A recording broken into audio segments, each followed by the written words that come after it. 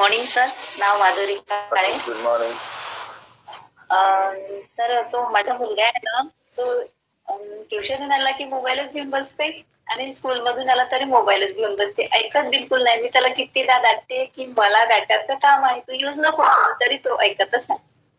तर काय कर. ओके, चलो ठीक है. देखो, कुछ सवालों के जवाब मैं दूंगा मेरे कल्पक बुद्धि से जितने मेरे पास इंफॉर्मेशन है, और कुछ सवालों के जवाब हम कॉमनली मिलकर डिसाइड करेंगे, डिस्कस करेंगे. लेकिन उससे पहले मैं ये पूछना चाहूंगा, चैट बॉक्स में टाइप करना. जैसे माधुरी टाइम कहा कि जैसे बेटा जो है मोबाइल लेके बैठता है और डेटा जो है खत्म भी हो जाता है, और हालांकि जब माधुरी टाइप को भी उतने ही डेटा का काम रहता है तो वो सुनता नहीं, तो क्या करना चाहिए? कितने लोगों का ये सवाल है, उनका खुद का या फिर उनके आजू बाजू में किसी और का, अपने परिचित व्यक्तियों में से, अपने रिश्तेदारों में से कितने लोगों का सवाल है? चैट बॉक्स में वाई टाइप कर दीजिए अगर होगा तो.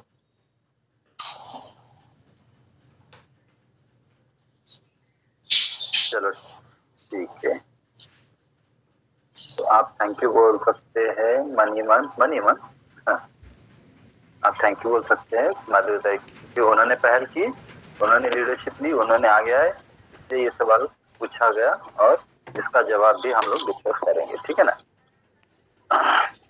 चलो ठीक है, शॉर्ट में जवाब देने की कोशिश करता हूँ, शॉर्ट में इसका समाधान ढूंढने की कोशिश करेंगे. ठीक है ना? ये किस तरह से इस सिचुएशन को हैंडल किया जाए. ठीक है ना? सबसे पहले तो थॉट लेवल पे, ऑब्वियसली थॉट लेवल पे बहुत जरूरी है. अभी का किस्सा, चलो live and exclusive before I think 30 to 35 minute, 35-40 minute पहले की बात है. ठीक है ना? और जैसे मैंने अभी भी राधा को, मेरे जो बड़ी बहन है उनके यहाँ छोड़ दिया और उनके यहाँ ड्रॉप कर दिया, तो वो बाहर गाँव जा रही थी, तो उनके बेटे को संभालने की तो कोई नहीं, इसलिए वो वहाँ पे गए. ठीक है? तो जैसे राधा ने एक यानी सिंपल सा ड्रेस पहना था, तो सिंपल सा ड्रेस पहना था, और जैसे यानी घर में जो पहनते ना वैसे सिंपल वाला, तो मुझे अच्छा नहीं लगा वो. क्योंकि मेरा कहना है कि भाई सुबह जब होती है नहाने के बाद में सीधा सीधा वही ड्रेस एटीट्यूड में रहो जो आप दिन भर में रहते हो, या फिर औरों के सामने रहते हो, वैसे खुद के सामने भी रहना चाहिए. बराबर है? तो मेरे मन में था, बट मैंने बोला क्या सुबह सुबह, यानी वो क्या बोलते उसको, डोज देने का उपदेश का, तो मैंने कुछ भी नहीं बोला. सिर्फ मन में बोला कि ये ड्रेस नहीं होना चाहिए, सरारा तो दूसरा ड्रेस पहनते. मन में ये विचार था कि दूसरा ड्रेस पहन ले रही. पता नहीं क्या हुआ, उसके मन में क्या थॉट आया, या फिर थॉट पहुंच गए, या फिर I don't know what happened, but उसने ना दूसरा ड्रेस चेंज कर दिया ना. आप चाहो तो कॉल करके वो पूछ भी सकते हो कि सुबह पहले कौन सा था, फिर बाद में उन्होंने कौन सा पहना. ठीक है ना? तो ये एक हुआ, यानी मैंने सिर्फ सोचा और वो हो गया. ठीक है ना? अब मैं ये नहीं बोला कि मैं बहुत बड़ा चमत्कारी बाबा हूँ बट ये मिरेकल्स होते हैं. तो सबसे पहले तो जो चीज चाहिए ना, वो बार बार सोचिए. बोलने से अच्छा है ना एक एक्सपेरिमेंट कीजिए, एक एक्सपेरिमेंट तो करके देखिए. बोलने से अच्छा है ना बार बार वो चीज है ना सोच के देखिए. क्योंकि बोलने से क्या होता है, बोलने से रिश्ता खराब होता है. बोलने से क्या होता है, बोलने से अच्छा उसमें भी सामने वाले की, जो फिर चाहे छोटा बच्चा ही क्यों ना, उसकी चॉइस को रिस्पेक्ट देना बहुत जरूरी है. जैसे फॉर एग्जांपल मेरी भांजी जो है, हमारा टीवी का लिया, मेरी भांजी का और मेरा बहुत बार ये होता था कि मुझे ये देखना है, तुझे वो देखना है ना, मेरी भांजी का और मेरा. बट सिस्टर शिवानी का कुछ लेक्चर सुना, उसमें से पता चला कि भाई हर एक की चॉइस का रिस्पेक्ट करना चाहिए. उसको कार्टून देखना था और मुझे जो है मुझे मोटिवेशनल वीडियोस देखने थे, तो उसके कार्टून देखने का, उसके कार्टून वीडियोस का सम्मान होना चाहिए. ठीक है? पाहत राहते नेहमी एकच एक पाहत राहते, काय भेटते कार्टून मध्ये, असं कोणतं शिकायला भेटते? नहीं. वो अभी फिलहाल उनका प्लेजर है, अभी उनका फिलहाल वो आनंद है ना, उसमें मजा आ रहा है उनको, तो उनके मजा को आप यानी डिनाई कर रहे हो, तो वो रिश्ते में खटास आ सकती है. तो उनकी भी चॉइस का रिस्पेक्ट कीजिए. हाँ, तो ये भी बोल सकते चलो साथ में बैठ के देखते हैं थोड़ी देर के लिए, थोड़ा टाइम निकालना पड़ेगा इन चीजों के लिए, है ना? क्योंकि अगर रिश्ते संभालने हैं तो टाइम निकालना पड़ेगा, अदरवाइज बिना टाइम के रिश्ते बढ़ते जा रहे हैं. तो ये भी कर सकते हैं. सामने वाले की चॉइस को रिस्पेक्ट देना बहुत जरूरी होता है. ठीक है? साथ में देख सकते हैं, फिर बाद में बोल सकते हैं कि भाई अभी ये अगर आपका खत्म हुआ हो तो मैं मेरा काम कर लेते हैं, ये है ना। तीसरी चीज इसमें जैसे ये भी है कि आप उनको कंपैरेटिवली इम्पोर्टेंस भी बता सकते हो, है ना, कि इससे हमारी जिंदगी में क्या फर्क आएगा और हम जो कर रहे हैं उससे हमारी जिंदगी में क्या फर्क आएगा। बहुत सारे घरों में जो है ना फाइनेंशियल जो बजट होता है ना, वो पेरेंट्स है ना बच्चों से डिस्कस नहीं करते, है ना। थोड़ा सा है ना, थोड़ा सा एक उनको अंदाजा भी होना बहुत जरूरी है कि हमारे फाइनेंशियल स्टेटस अभी क्या है भाई, है ना। तो खास करके उन बच्चों को जो थोड़े से मैच्योर हो गए, समझने के लेवल पे आ गए, समझदार बनने के लेवल पे आ गए, तो उनको थोड़ा थोड़ा समझाना बहुत जरूरी है, ठीक है। और फिर बाद में कुछ टाइम मैनेजमेंट वाली भी बात आ जाती है कि इतना टाइम आप यूज कर सकते हो, इतना एमबी आप यूज करना, इतना एमबी मैंने करना है ना। तो इतना टाइम मैनेजमेंट या फिर वो इवेंट मैनेजमेंट या फिर इसको डेटा मैनेजमेंट भी बोल रहे हैं, डेटा मैनेजमेंट में भी ये सब चीजें कवर अप हो सकती है। Good morning sir. Good morning Dilip. Sorry कौन? दिलीप सर नाही का? मृणाली ताई अच्छा बोलताय? मृणाल ताई, ओके, हाँ सॉरी मृणाल ताई बोला। सर माधुरी ताईंनी म्हटलं ना की माझा मुलगा बाहेरून आला की वगैरे जास्त मोबाईल यूज करते, तर लॉकडाऊन मध्ये माझी पण तीच समस्या होती सर. ओके.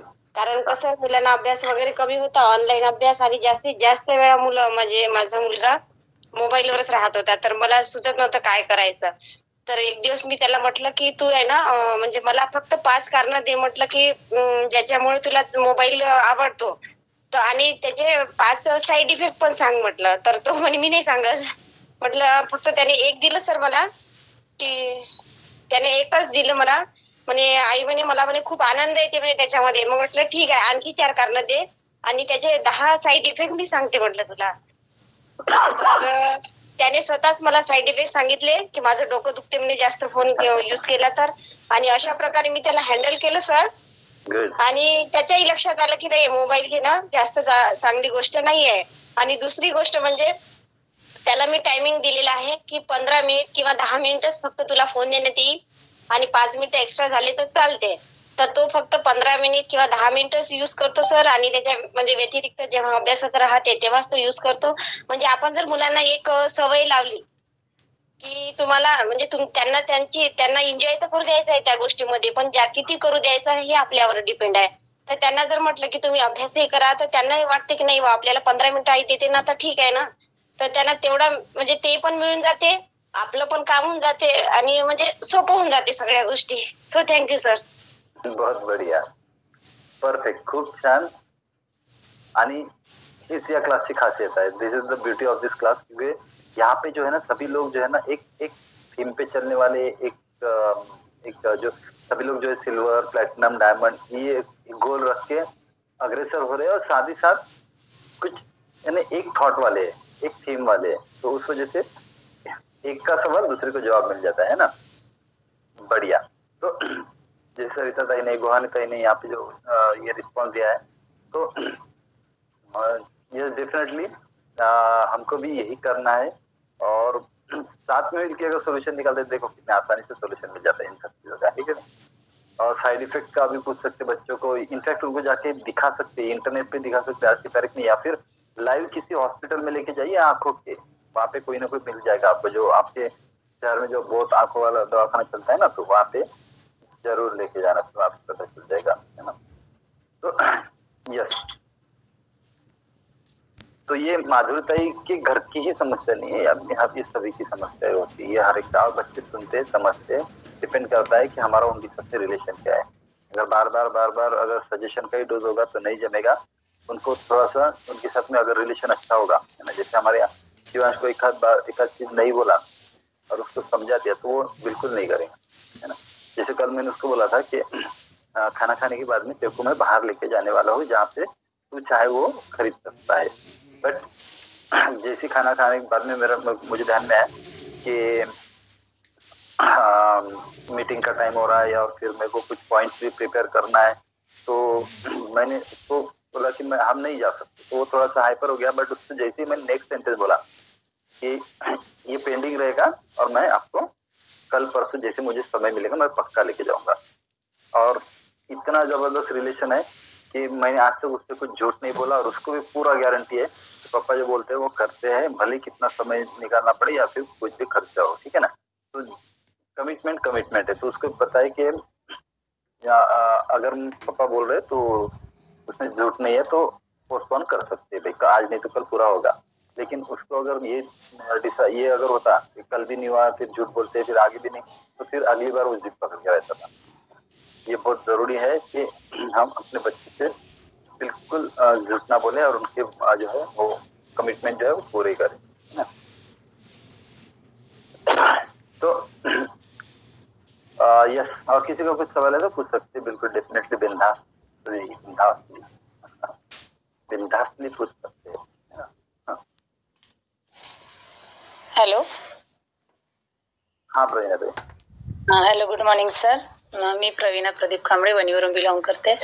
माझा प्रश्न असा आहे की जेव्हा मुलांना मी बाहेर कुठे नेलं, तर मॉलमध्ये वगैरे नेलं, तर मम्मी मला हे पाहिजे नाही, तर मी त्यांना सांगते हे घ्यायचं नाही, कारण की ही वस्तू आता आपल्या कामाची नाहीये.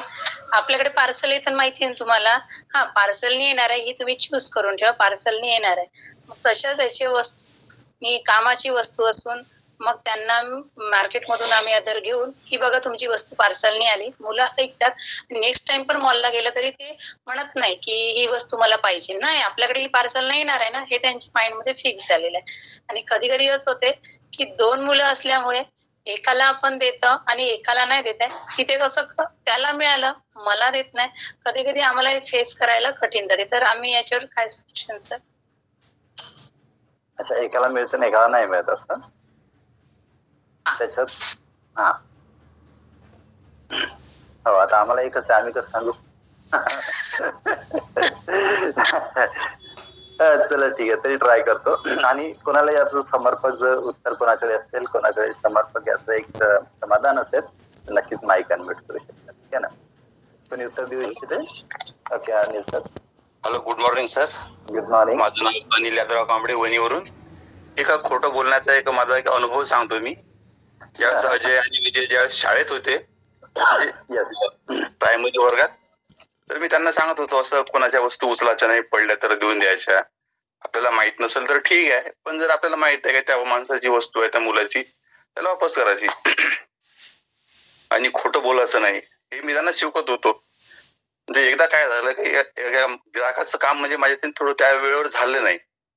फोन आला आणि मी फोनवर थोडंसं बोलत होतो की काम तुमचं, मी आज घरी नाही आहे आणि तुमचं काम होऊन तयार आहे, पण मी घरी नाही, मी नंतर 2 दिवसांनी देतो. विजय इथं ऐकत होता, तो त्याचा छोटा होता, मला वाटतं दुसरी की तिसरीच होता, दुसऱ्या तिसऱ्या वर्गात असेल कदाचित. आणि मी असं त्यांना असं पहिलं सांगितलं होतं की खोटं बोलायचं नाही, आणि मीच फोनवर खोटं बोलत होतो. काम तर त्या माणसाचं झालं नाही, मी घरी नाही, असं मी त्यांना सांगत होतो. आणि मी गेल्याच्या नंतर तो आईला म्हणत होता, आई बाबा आम्हाला सांगते की खोटं बोलायचं नाही, आणि बाबाच तर खोटं बोलत आहे म्हणजे फोनवर. आणि नंतर मला सांगितलं, त्याच्यानंतर मी म्हणजे त्यांच्या समोर बोलणं असं म्हणजे मी टाळलं नंतर. म्हणजे खोटं बोलायचं खूप म्हणजे कमी केलं, ते कमी म्हणजे बंद, म्हणजे खोटंच बोलत नाही मी. बाय चान्स एखाद्या दिवस असं अदर अडचण आली तर, नाहीतर मी सुद्धा खोटं बोलत नाही. असा एक माझा अनुभव आहे. Thank you very much. खूप छान टॉपिक तुम्ही म्हणजे इथे रेज केलेला है. और अनिल सर इस टॉपिक को थोड़ा सा आगे लेके जाते. प्रवीण ताई का भी सवाल है यहाँ पे, ठीक है, थोड़ी देर बाद दूंगा जवाब उसका. बट अनिल सर का जो सवाल है ना, इसके ऊपर मैं एक और सवाल उठाना चाहूंगा. उनका जो एक्सपीरियंस है उसके ऊपर एक सवाल उठाना चाहूंगा कि honesty is the best policy, है ना. सच बोलना ये बहुत अच्छी पॉलिसी है, बहुत अच्छा गुण है, और ये कहा जाता है, बचपन में पढ़ा है, हमने स्कूल में पढ़ा है, ठीक है. यानी हमेशा सच बोलना चाहिए, हमेशा सच बोलना चाहिए. सवाल ये है कि हमेशा सच बोलने से क्या इस कलयुगी दुनिया में काम होते? यस और नो? ये बहुत बहुत जरूरी चीज है, बहुत जरूरी चीज है. ये टॉपिक पे है ना, बिल्कुल सोचना.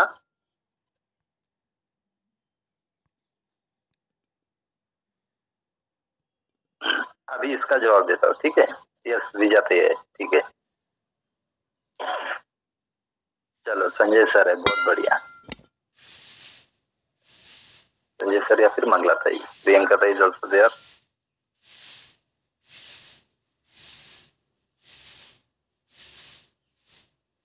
अच्छा, क्या हमें झूठ बोलना चाहिए और कब बोलना चाहिए? ये टॉपिक होके कोई सीनियर लीडर भी जवाब दे सकता है। क्या हमें झूठ बोलना चाहिए? Good morning sir. Good morning भाई। समय तो सर हम झूठ भी बोल सकते हैं और सही भी बोल सकते हैं सर। हाँ बिल्कुल, समय अनुसार, है ना। फिर हम हो गए भाई गिरगिट वाले जात के है ना, क्योंकि गिरगिट जो है वो समय अनुसार कलर बदलता है, लेकिन हमको वैसे होना पड़ता है। ये सही बात बोला है दुर्गा ताई ने। यस बिल्कुल, समय अनुसार हमको वो हवा पाहून दिवा ठेवा लागते म्हणते ना, बस वही चीज समझ लीजिए। तो बिल्कुल सही दुर्गा ताई। Hello sir. और कोई है? यस विजय ताई। Sir good morning sir, good morning all of you. मेरा नाम विजया हुडे है। तो जैसे सर हमें वैसे तो झूठ नहीं बोलना चाहिए, क्योंकि कोई भी झूठी चीज़ हो कभी ना कभी तो सबको पता चलती है। लेकिन कैसा होता है कि कभी कभी अगर उस झूठ में सबका अच्छा हो और किसी का भी बुरा ना हो, तो वैसे टाइम पे हम बोल सकते हैं। बढ़िया। क्योंकि जैसे मैंने पुराणों में भी सुना है कि भाई एक ऐसा आदमी था कि जो कभी भी झूठ नहीं बोलता था, मतलब उसका इतना ऑरा था सच बोलने का। तो भगवान ने उसकी परीक्षा लेने के लिए एक ऐसी चीज़ की कि जैसे एक हरिण होता है, वो उसके सामने से जा रहा था और उसके पीछे एक शिकारी आ रहा था। तो फिर शिकारी ने उसे पूछा कि हरिण किस तरफ गया। तो उसके साथ में एक और इंसान था, तो उसको पता था कि भाई ये तो कभी झूठ नहीं बोलते, लेकिन उन्होंने क्या किया, जिस तरफ हरिण गया उस तरफ का रास्ता नहीं बताया, दूसरी तरफ का बताया। तो फिर वो जाने के बाद में उस इंसान ने उसे पूछा कि आप ऐसे झूठ क्यों बोले, क्योंकि कभी भी झूठ नहीं बोलते। तो फिर उन्होंने बताया कि वो टाइम मुझे उसकी जान बचानी थी। तर त्यावेळेस म्हणजे देवाने पण सांगितलं की हा जर इथे खरा बोलला असता तर याच्या खऱ्या बोलण्याचा काहीच फायदा नव्हता. तर ती त्याची परीक्षा होती. तर अशा प्रसंगी आपण बोलू शकतो, पण कोणाचंही नुकसान नसेल तर. आणि आपण जर प्रत्येक वेळेस खरं बोलतो तर आपल्यावर विश्वासही करेल, पण जर आपण काही ठिकाणी खोटं बोलत असेल तर कोणी विश्वासही करणार नाही. So thank you sir. बिल्कुल, क्योंकि अभी खेल ही ऐसा रंग चुका है पूरा कलयुग का, है ना। कलयुग का नहीं, घोर कलयुग का, इनका संगम युग का जो भी है। तो खेल ही ऐसा कुछ रंग चुका है अभी इस वक्त में कि सच बोलना भी कभी कभी पाप हो सकता है। ये विजय बहन जो बताया बहुत परफेक्ट जवाब है, क्योंकि इसमें अगर वो व्यक्ति अगर सच बोलता तो शायद वो पाप का भागीदार होता, क्योंकि हिरन मारा जाता, है ना। हिरन का शिकार हो जाता। तो सच बोलना उस सिचुएशन में पाप का भागीदारी हो सकता था। तो कभी कभी झूठ भी बोलना पड़ता है इस कलयुग की दुनिया में। तो हमेशा बच्चों को ये सिखाना कि बेटा झूठ बोला कर नहीं, समय देखकर, है ना, समय देखकर, सिचुएशन देखकर। उतना विजडम, उतना चातुर्य, उतनी बुद्धि ये बच्चों को आना चाहिए आज की तारीख में। ये बहुत जरूरी है। नहीं तो हम लोग खुद ही बोलते हैं बेटा झूठ मत बोलना, सच बोलना हमेशा जिंदगी में। और फिर ऑफिस का कोई अगर घर पे आता है तो कहते हैं कि बेटा जाकर अंकल के बोल दो पिताजी घर पे नहीं है। बहुत बार आपने ये जोक सुना होगा, है ना। तो बेटा भी जाके बोलता है कि पिताजी ने कहा कि वो घर पे नहीं है। तो कहने का मतलब क्या, yes, according to situation, according to जो ये चल रहा है, घटना चल रही है, उस हिसाब से कभी कभी झूठ बोलना पड़ता है। बट कंडीशन इज दैट वो झूठ जो है नंबर 1 बहुत इंपॉर्टेंट रोल है ये कि वो झूठ जो है जो बोला जा रहा है इसमें मेरा कुछ भी फायदा या फिर स्वार्थ ना हो, इसमें सामने वाले का पूरा बेनिफिट हो, तो वो पुण्य में काउंट होगा। अगर मैं मेरे स्वार्थ के लिए, मेरे मतलब के लिए, मेरे फायदे के लिए अगर झूठ बोल रहा हूं तो वो पाप का भागीदारी होगा। आया ध्यान में? झूठ भी बोलना है लेकिन जिसमें सामने वाले का फायदा हो। जैसे फॉर एग्जाम्पल पूरा बिजनेस में, पूरा एमबीए में हम कभी भी झूठ नहीं बोलते, 1% भी नहीं। जो भी है पूरा क्लीन शीट है, पूरा पारदर्शक है, पूरा सत्य है, पवित्र है, सात्विक है, ठीक है। लेकिन एक जगह पे झूठ बोला जा सकता है और एक जगह पे झूठ बोल सकते हो आप। कहाँ बोल सकते हो? सेमिनार के लिए, यस नीलेश सर, है ना। सेमिनार के लिए हम झूठ बोल सकते हैं कि भाई एक आध व्यक्ति को झूठ बोल के अगर लेके गए, चल भाई तेरे को नागपुर घुमा के लाता हूँ मेरे टिकट से, तो आप झूठ बोल के, यस विजय करेक्ट, तो हम सेमिनार के लिए सामने वाले व्यक्ति को झूठ बोल के लेके जा सकते हैं। क्यों? क्योंकि इसमें उसका फायदा है, उसकी पूरी जिंदगी बदल जाएगी। आपने श्रवण कुमार सर की सीरीज सुनना, श्रवण कुमार सर, उनको झूठ बोल के उनके ससुर जी लेके गए थे, झूठ बोल के लेके गए थे कि श्रवण आप, वो उनका जवाई था, तो जवाई साहब आपके मराठी ड्रामा की बहुत बहुत फैन हो आप मराठी ड्रामा के, तो चलो आज मैं एक आपको मराठी नाटक दिखाता हूँ। तो ये बोल के उसको लेके गए, हाँ, और जाके बिठा दिया। तो पहले तो वो जाते जाते देख रहे थे, भाई आज तक मैं जितने नाटक को गया था तो वहां पे तो लोग ऐसे सिंपल कपड़ों में आते थे, ये कौन सा नाटक है, सभी लोग सूट बूट टाई कोट में दिख रहे, एकदम वेल ड्रेस सब दिख रहे, सभी एक्साइटेड दिख रहे, खुश दिख रहे। अच्छा, स्टेज पे जो व्यक्ति आया वो उस व्यक्ति को आमंत्रित करने से पहले, नाटक चालू करने से पहले वो व्यक्ति बोल रहा है कि आर यू एक्साइटेड, पूरा वातावरण एकदम, माहौल एकदम बदल चुका है। तो ऐसा कौन सा नाटक है भाई। फिर जब वो स्पीकर आए सेमिनार के, उन्होंने कुछ चीजें बताई, और जैसे ही उन्होंने एमवे बोला तो श्रवण कुमार सर बोलते कि नॉर्मली तो मेरे बाल बहुत सॉफ्ट सॉफ्ट होते, उस दिन ऐसे खड़े हो चुके थे सभी, और मैं ढूंढ रहा था, बोले कि मेरे ससुर जी कहाँ है, और जिन्होंने मुझे नाटक बोल के यहाँ पे बिठा दिया एमवे के सेमिनार में। और फिर मैंने देखा तो मेरे ससुर भी बड़े होशियार निकले, वो तो मेरे इर्द गिर्द 500 मीटर में बैठे ही नहीं थे, वो तो दूर पे। तो कहने का मतलब कि उसके बाद में जब उन्होंने डिसाइड किया कि भाई अब झूठ मूठ बोल के लाया ही है मुझे, तो क्यों ना इसको थोड़ा सा 2-3 घंटे तक देख ही दूं। और जैसे जैसे जैसे जैसे सेमिनार होते गया, तो at the end of the seminar Shravan Kumar sir का डिसीजन पक्का हो चुका था कि मुझे अभी बिजनेस करना है ना। तो फैक्ट्स और ओपिनियन नाम की उनकी जो सीडी है जरूर सुनिए, ठीक है ना। और अरुण अंजलि तावरी की सीडी का कुछ लीडर के साथ में डिस्कशन हुआ था, अभी ये लास्ट सीडी थी ना, वो अविनाश सर ने डाले थे, अरुण अंजलि तावरे, तो उनकी सीडी का नाम जो है वो कोई लीडर के साथ में मेरा डिस्कशन हुआ था, तो उस सीडी का नाम है नए जमाने का नया बिजनेस, है ना। तो कहने का मतलब कि यस, उस वक्त हम झूठ बोल सकते हैं जब सामने वाले का फायदा हो, गलती से भी अपने फायदे के लिए झूठ नहीं बोलना। झूठ बोलना ही है तो जब सामने वाले का फायदा हो उसमें तभी बोल सकते हैं आप, ठीक है। चलो, और किसी का कोई सवाल है? अच्छा, और भी कोई अगर डे टू डे लाइफ में या फिर बिजनेस में भी होगा, बिजनेस के रिलेटेड भी होगा, तो भी आप बिल्कुल पूछ सकते हैं। मोस्टली ये देखा गया कि सबकॉन्शियस माइंड कैसे काम करता है, पहले बच्चों का सवाल पूछा गया तो फिर बच्चों के चालू हो जाते हैं, ऐसे ही होता है। तो बी श्योर कि हम अपना जेन्युइन प्रॉब्लम यहाँ पे रख सकते हैं। एक अच्छा मौका है, अच्छा चांस है। ये काउंसलिंग के लिए बहुत से लोग बहुत सारे पैसे देते हैं। यहाँ काउंसलिंग कौन कर रहे हैं? कुल मिला के 40 लोग, है ना, 35 से 40 लोग यहाँ पे एक दूसरे की काउंसलिंग कर रहे हैं, यानी एक किसी एक व्यक्ति का नहीं है ना। तो जैसे सवाल पूछा था माधुरी ताई ने, लेकिन जवाब था मृणाल ताई के पास में। अनिल सर ने जो एक्सपीरियंस बताया उसमें से जो ये है उबर का, उसका बहुत बढ़िया विजय ताई ने समर्पक के साथ जवाब दिया। तो यहाँ हम एक दूसरे को लिफ्ट कर रहे हैं, एक दूसरे को ऊंचा उठा रहे, एक दूसरे को ऊपर उठा रहे, ताकि सभी लोग जो है सिर्फ पैसों से ग्रो ना हो। सबसे बड़ा ध्येय क्या है? सिर्फ पैसों से ग्रो नहीं होना है, पैसों के साथ साथ ये सभी चीजें भी सीखना जरूरी है, सभी चीजें जानना जरूरी है ना। इसमें से बहुत सारी चीजें, खास करके माइंड से रिलेटेड किताबें अगर आप पढ़ते हो तो वो बहुत सारा आपका जीवन में बदलाव लाएगा, माइंड से रिलेटेड, है ना। ये बहुत जरूरी है। और डेफिनेटली ये सिलेबस से जितना आप चल सको उतना बढ़िया है। थोड़ा सा मैं अपने रेगुलर टॉपिक पे चलता हूँ, क्योंकि बाद में अगर समय हो गया तो रह जाएगा, सॉरी। तो वेयर वाज आई?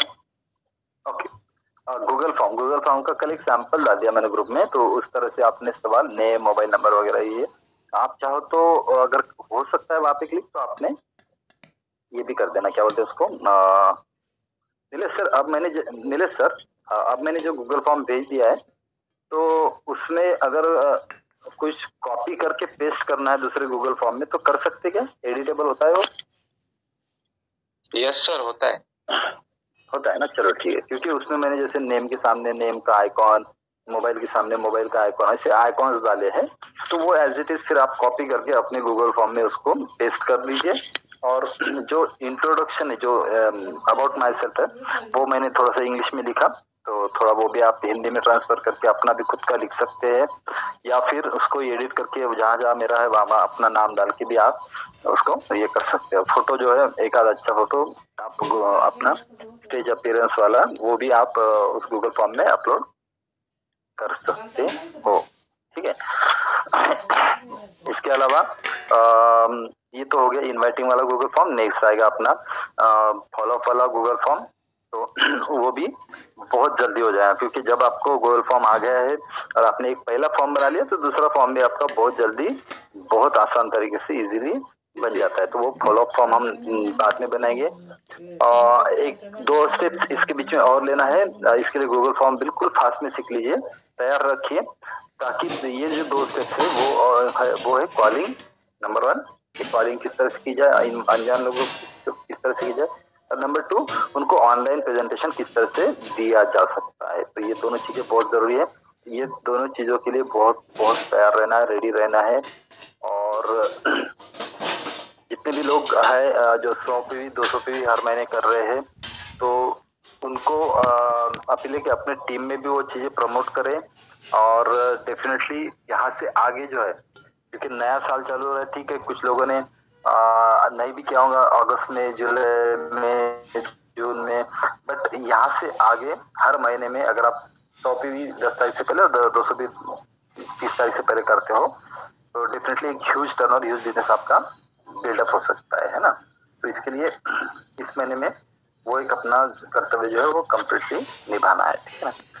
और किसी कुछ सवाल पूछ सकते हैं माइक अनम्यूट करके रिगार्डिंग बिजनेस या फिर अदर देन बिजनेस आल्सो, है ना। और माइक अनम्यूट कर देना, मैं बोलते रहूंगा, बट बीच में आपने माइक अनम्यूट किया तो भी चलता है, ठीक है। और जैसे प्रवीण भाई का जो सवाल था कि 2 बच्चों में अगर ये हो रहा है, अच्छा एक चीज है, गोल्डन रूल है पेरेंट्स के लिए, खास करके सिस्टर शिवानी ने बताया हुआ, अपने बच्चों की है ना जो नीड्स है, नीड्स जो है, जरूरत है, वो पूरी 100% पूरा कीजिए। लेकिन जो वांट्स है, वांट्स मतलब इच्छा है ना। एक होता है जरूरत है, एक होता है इच्छा है, एक होता है नीड्स मतलब एक होता है नीड्स एंड वांट्स, है ना। तो जरूरत है और इच्छा, तो जरूरत है 100% पूरा कीजिए, इच्छा जो है ना वो 25% ही पूरा कीजिए। वो पूरा 100% इच्छा है कभी पूरा नहीं करना, है ना। इससे क्या होगा, इससे उनको वो कोप अप करने की आदत गिरेगी, वो एडजस्टमेंट करने की आदत गिरेगी, है ना। अदरवाइज क्या होगा, हर इच्छा पूरी करते गए, हर इच्छा पूरी करते गए, तो फिर वो बच्चे जो है ना वो अलग ही संस्कार के हो जाते हैं, फिर वो पता नहीं वो डिफरेंट थीम में चल जाते। तो बी श्योर के जब भी जरूरतें पूरी करनी है तो यस डेफिनेटली जरूरतें पूरा 100% पूरा कीजिए, और इच्छाएं जो है वो 25% ही पूरा करना है, ठीक है ना। इंसान की मूलभूत जरूरतें कौन सी है? रोटी, कपड़ा और मकान, है ना। रोटी, कपड़ा और मकान में वस्त्राणी निवारा। चौथी 1 GB data. 1 GB data per day. अच्छा, बहुत बढ़िया था, थैंक यू वेरी मच। मैं वही देख रहा था कितने लोगों ने ध्यान से सुना है। Yes Nilesh sir. अन्न, वस्त्र, निवारा आणि 1 GB डेटा पर डे आता है, 4 मूलभूत गरजा झालेल्या आहे। और पहला सवाल भी होता है डेटा का था, तो इसलिए जल्दी पकड़ लिया उन्होंने। यस अर्चना था, यस अनिल सर, बिल्कुल। तो डेफिनेटली जरूरतें जो है वो पूरा करना चाहिए बच्चों की, बट इच्छा जो है वो पूरी की पूरी ना करे। कभी कभी उनको ना भी कहना जरूरी होता है ना। वो और उससे रिलेटेड समझाना भी बहुत जरूरी होता है कि किस तरह से हमारा बजट है, किस तरह का इस महीने का प्लानिंग है, और किस तरह से हम इसको पोस्टपोन करके अगले बार ले सकते हैं, है ना। तो ये यानी अपने आनंद को पोस्टपोन करना, इस थीम में से क्या सीख रहे हैं, अपने अभी जो प्रेजेंट आनंद है इसको आनंद नहीं बोल सकते, उसको एक आभासी आनंद है वो, क्योंकि जो एक्सटर्नल जो फीलिंग रहता है ना वो आभासी रहता है, वो कोई ऐसा परमानेंट टाइप का नहीं रहता, ऐसे विजुअल इमेजिनरी हाइपोथेटिकली रहता है वो, ठीक है। तो इसको पोस्टपोन करके अभी जो कर्तव्य है वो निभाना बहुत जरूरी है। तो ये अगर समझा दिया जाए तो बच्चे उसमें से बहुत सी चीजें भी सीखते हैं, ठीक है। तो ये बहुत जरूरी चीजें जो जिंदगी में काम आते हैं, तो ये आपको फॉलो करना है। और प्रयास कीजिए, जैसे अपन क्लास में तो लेते ही है, बट प्रयास कीजिए कि जीवन का हर चीज का मीनिंग समझो, हर इसकी डेफिनेशन। जैसे अभी बचपन में स्कूल में हमने पढ़ा, ये इसका ये डेफिनेशन है, इसका ये एग्जाम्पल है, इसका स्पष्टीकरण ये है, इतना बड़ा पैराग्राफ लिखना है, ये सब चीजें हमने बचपन में सीखे, ठीक है। लेकिन जिंदगी जीने में जो डे टू डे लाइफ में जो वर्ड्स आते हैं, जो सिलेबस आते हैं, उसका पूरा डेफिनेशन, जैसे फॉर एग्जांपल एक्सपेक्टेशन, रिस्पेक्ट है ना, आणि अपेक्षाएं, आदर, अपमान, अपयश, सफलता, सुख, शांति, जिंदगी, टाइम मैनेजमेंट, स्ट्रेस मैनेजमेंट, ये सभी चीजों का, जितने भी और भी शब्द है बहुत सारे, तो ये सभी चीजों का डेफिनेशन क्या है भाई, इसका एग्जाम्पल क्या है भाई, इसका स्पष्टीकरण क्या है भाई, ये मेरी जिंदगी में क्या रोल प्ले करता है, मेरी जिंदगी में इसका क्या महत्व है, इसका क्या मतलब है, मेरी जिंदगी में क्या मतलब है। हर एक की डेफिनेशन अलग है। मेरी डेफिनेशन क्या है, जिंदगी की डेफिनेशन, आप किसी स्पोर्ट्समैन को पूछेंगे जिंदगी क्या है तो बोलेंगे ओलंपिक मेडिकल, ओलंपिक मेडल। किसी एक्टर को पूछो बोलेंगे जिंदगी तो ऑस्कर पुरस्कार है यार। किसी राजकीय नेता को पूछे तो जिंदगी तो एक सफल ये है, सफल करियर है, जो भी बोलेगा। हर एक का अपना अपना डेफिनेशन है। तो मेरा डेफिनेशन क्या है, मेरे लिए जिंदगी क्या है, मेरे लिए लाइफ क्या है, किस तरह से मैं लीड कर सकूंगा, ये सभी चीजें जो है ना अपना सोचना चाहिए। अपेक्षा का बहुत बड़ा रोल है। अपेक्षा का बहुत अच्छे सिलेबस हमने लास्ट टाइम देखा है ना। कितने लोगों को अपेक्षा के बारे में पता है, अपेक्षा क्लियर है, बिल्कुल अपेक्षा का सिलेबस क्लियर है। अपेक्षा रखना नहीं रखना, अपेक्षा भंग होता नहीं होता, क्यों होता, कैसे होता, किस तरह से रखना चाहिए, क्या देख के रखना चाहिए, कितने लोगों को क्लियर है। ग्रेट, जिनको क्लियर है प्लीज टाइप कीजिए ताकि नए लोगों को भी पता चले कि भाई यहाँ पे सिर्फ ये चीजें नहीं पढ़ाई जाती कि पैसा कैसा कमाना है, प्रोडक्ट कैसे बेचना है। बहुत बढ़िया, इतने लोगों को अपेक्षा वाला सिलेबस क्लियर होके, हाँ जितने भी मैं देख रहा यहाँ पे सब सीनियर लीडर्स है ना, इतने लोगों को अपेक्षा का सिलेबस पूरा क्लियर है। तो ये अपेक्षा रखते वक्त जो भी अपेक्षाएं रखेंगे वो रिटर्न में पूरी हुई नहीं हुई तो भी ये लोग दुखी नहीं होंगे।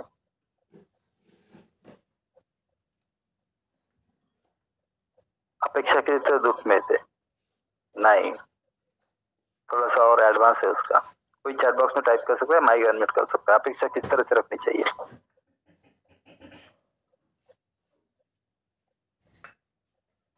एक्सपेक्टेशन किस तरह से रखनी चाहिए, अपेक्षा किस तरह से, चैट बॉक्स में या फिर माइक। एग्जैक्टली प्रियंका भाई, कैपेसिटी देख के अपेक्षा जो है वो कैपेसिटी देख के अगर रखते हैं तो बिल्कुल दुख नहीं होता। Yes Nilesh sir. और कैपेसिटी बिना देख के अगर हमने अपेक्षा रख दी तो डेफिनेटली दुख होना ही है, दुख होना ही है।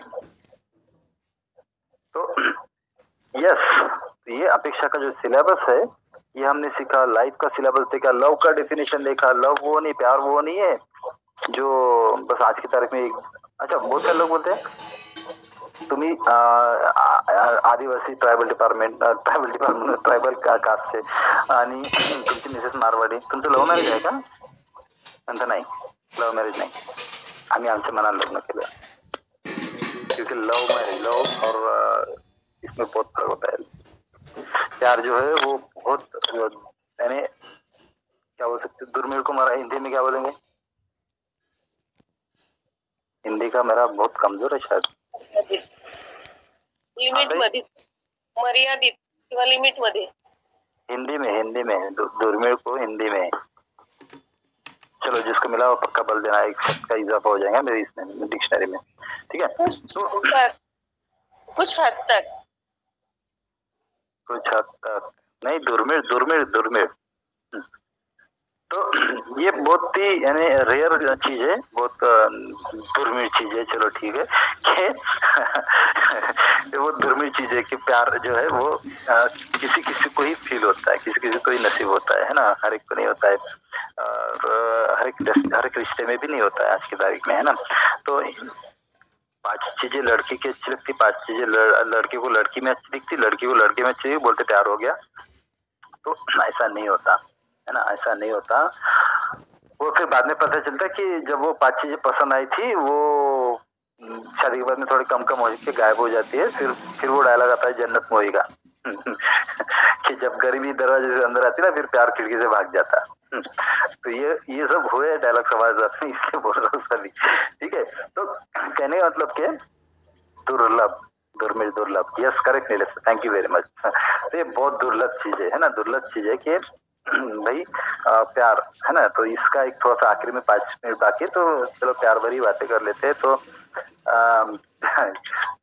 प्यार वो चीज है जो यहाँ बैठे बैठे आपको आपके पार्टनर की मनोदशा फील हो रही होगी।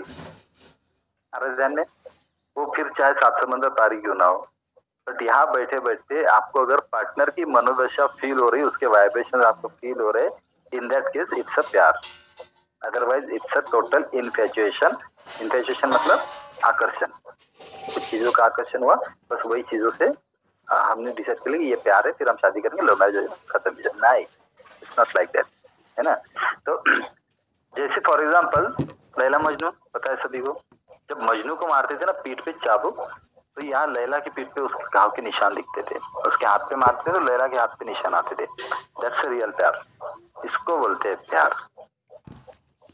कभी खुशी कभी गम, कभी खुशी कभी गम में जब शाहरुख खान हेलीकॉप्टर से नीचे पैर रखता ना, तो उतनी दूर अंदर बंगलों में, वो बड़े से बंगलों में, ये बागबान में भी है, कभी खुशी, बहुत सारे मूवी में दिखा है।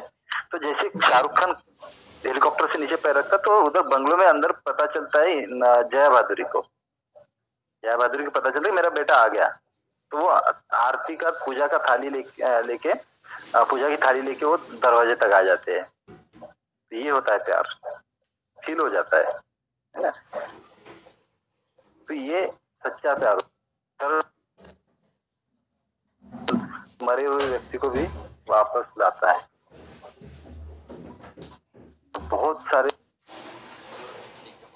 एक और सीन बताता हूँ मैं। 1980s 80-90 के दशक का जो 80-90 के दशक का जो ये होता है ना मूवी, उसमें आपने देखा होगा कि बाहर, शहर के बाहर एक बड़ा सा खंडर है, वहां पे हीरो है, उसके इर्द गिर्द बहुत सारे गुंडे हैं, और वो एक गुंडा जाके उसको चाकू मार देता है। जैसे ही वो हीरो को चाकू लगता है शहर के बाहर इतने दूर खंडर में, तो यहाँ शहर में बेडरूम पे बैठी हुई हीरोइन एकदम नहीं करके उठती है। कितने लोगों ने ये सीन देखा, याद आया? एकदम नहीं करके वो उठ जाती है। ये होता है प्यार, ये होता है प्यार। ये दिखाया गया है बॉलीवुड की बहुत सारी फिल्मों में। ये बहुत सारे सबकॉन्शियस माइंड की ताकत जो है, नेचर के जो लॉज है, ये दिखाए गए। बट हम पता नहीं क्या देखते हैं मूवी में, इतनी शिद्दत से मैंने तुम्हें पाने की कोशिश की है। लॉ ऑफ अट्रैक्शन है ये सब चीजें जो बताई गई है मूवीज में, इसको थोड़ा सा ध्यान से देख। मैंने पिक्चर फिल्में देखना छोड़ा था, बट अभी मैं वीकेंड पे शनिवार रविवार को एक मूवी देख लेता हूँ। क्यों देखता हूँ? क्योंकि बहुत सारी मूवीज में बहुत सारी, अभी एक मूवी देखा था मिस इंडिया। मिस इंडिया बहुत मोटिवेशनल मूवी है, तो जरूर देखना। एक लेडी एंटरप्रेन्योर की मूवी है। मैंने पूरा नहीं देखा, थोड़ा टुकड़े टुकड़े देखा, बट मिस इंडिया देखा। और जो करंट में जो फिल्में हिट हुई ना, वो भी जरूर देखना, क्योंकि वो बाकी लोगों ने देखी हुई रहती है ना, तो उनसे रिलेट करने के लिए हमको काम में आती है, रिलेट करने के लिए काम में आती है। मिस इंडिया देखी है किसी ने? यस सर, देखिए सर हमने। एक सेकंड। हेलो, हाँ ठीक है, ठीक है।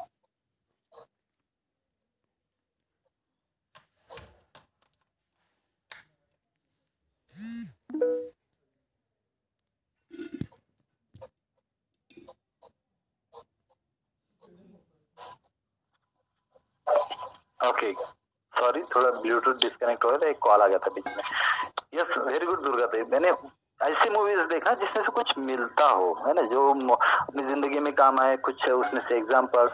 अच्छा, कितने लोग हैं जो मूवी देखते वक्त डायरी पेन लेके बैठते हैं? मूवी देखते वक्त मैं बैठता हूँ डायरी पेन लेके, है ना। कितने लोग हैं जो मेरे से मूवी देखते वक्त डायरी पेन लेके बैठ रहे? थिएटर में वगैरह मत जाना, ऐसे घर पे की बात कर रहा है। थिएटर में बोलेंगे ये भाई ये कौन से ग्रह से आया आपका नहीं। तो यस, मूवी देखते वक्त भी डायरी पेन लेके बैठना, ठीक है ना। टाइप बहुत बड़ा लिखा आपने, एक मिनट। हाँ,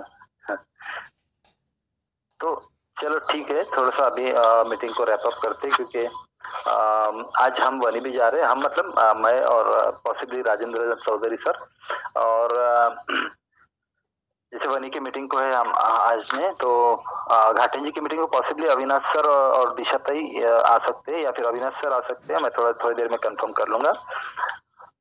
और ओके, मूवी मी पण पाहणं सोडलं होतं, पण आता एखाद पाहतो, हप्त्याभरातून वगैरे एखादी पाहतो, कारण थोडस कनेक्टेड राहण्यासाठी हे पण आवश्यक वाटलं मला. कारण जर 3 इडियट मी पाहिलं नाही तर कदाचित लोकांना रिलेट नाही करणार ते, है ना. कारण काही ठिकाणी रिलेट करण्यासाठी पण काही पॉइंट आवश्यक असतात जे त्यांच्या आवडीचे असते. यंगस्टर्सला मी एखाद्या मूवीचा डायलॉग म्हटलं ना तो खूप आवडते, मग इथे यंगस्टर्स म्हणतात अविनाश सर मस्त म्हणते, यांना जुळा लागते म्हणते. तो ये नीड ऑफ द आवर है, जरूरत है, ये बिजनेस की डिमांड बोल सकती है इन सब चीजों को. तो इसके साथ में थोड़ा सा वो गणपति का बताया था ना मैंने आपको, गणेश जी का अलिप्त भी रहना और टच भी रखना है जमीन को, है ना. तो यही चीज है, ठीक है. So thank you very much all of you. मिलते हैं शाम को 5 बजे वनी की मीटिंग में. ऑसम मीट होने वाली है, और घाटन जी की तो पूछना ही मत, बहुत बढ़िया, क्योंकि संगीता दाई गिराम का प्लान जो है पूरा दिल से रहता है, ठीक है ना. तो बिल्कुल डेफिनेटली